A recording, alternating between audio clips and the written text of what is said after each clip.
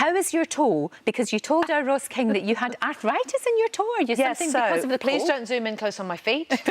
We won't. Don't worry, we're not gonna. I've got very big feet, which everyone knows. But no, I did very annoyingly, because I'm quite an active person, but because my character Alex injures herself very badly, but one of the injuries is her leg is just smashed to pieces. So the whole film, I'm limping. So when I was loading all of my weight into my right leg on the shoot and limping throughout, and it just the wear and the tear, and I've got arthritis in my big toe. Oh no! See what it means I have to do yoga in trainers. Yes. So people look at me like I'm a bit weird. Never mind, doesn't matter. You suffer for your art. You do. You know, you absolutely do. Sometimes you do. I liked her. I thought she was amazing. She was fearless. Yeah, I mean, because really interesting. Because these two characters, they survive a small plane crash, and they are complete strangers. And actually, they don't get along initially. They really don't like each other at all. But my character Alex, her job, she's a photojournalist, so she's been in quite extreme circumstances and environments before. She's been in war zones. She's photographed guerrilla fighters, and so actually, she's no stranger to extreme scenarios, and she knows how to cope when the chips are down and she has to just rely on herself. And Ben's way, Idris's character, he's a neurosurgeon, so he's a lot more cautious because he knows that, you know, the slip of a knife and you can ruin someone's life.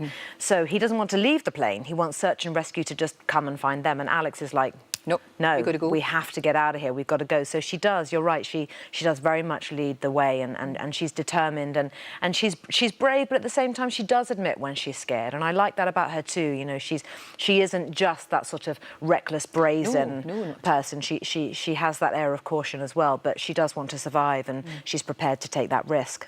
No, absolutely. And we saw you in the water, freezing cold, sort of harkening back 20 years ago. The same thing happened in Titanic. I know. Can you believe that's 20 years? I can, because I've lived with it for 20 years. But the lovely thing about Titanic for me now is that, you know, my children and their friends, you know, their friends say, oh, I love the bit in Titanic when you did, and they are reciting lines from Titanic that, I mean, I've long forgotten. You know, I'm like, oh my God, is that really what I said? They're like, oh yeah, and then Jack does this, and then Rose does this. I'm like, oh my goodness.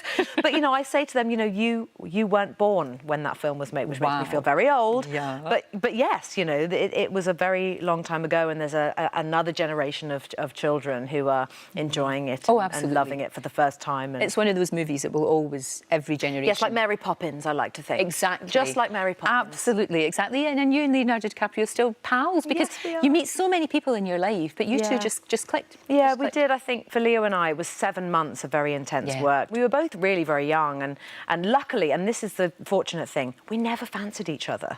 Right. I know, I know that's really annoying to hear. I'm sorry, but we really never did, and so it did mean that we were just able to have this, you know, pals. Yeah, and be able to tease each other, and which we still do, and you know, so it's really amazing. Very strong friendship, which is fantastic. Yes. I love that you keep your Oscar in the toilet. Yes. And do you find that people will take photographs of your Oscar when it's in the loo, or they'll hold it at least? They do. Well, you could. How could you not? But that's the reason for it being in there, because of course everyone wants to hold it and kind of go, I want to thank my horse riding teacher, and I really want to thank my sister for, you know, stealing my hairbrush, and you know, so you have to kind of give people that opportunity, I think, to have that little moment of fun. I remember going to Emma Thompson's house when I was much younger and didn't have an Oscar, and her Oscar was on the back of the loo, and I absolutely picked it up and absolutely went.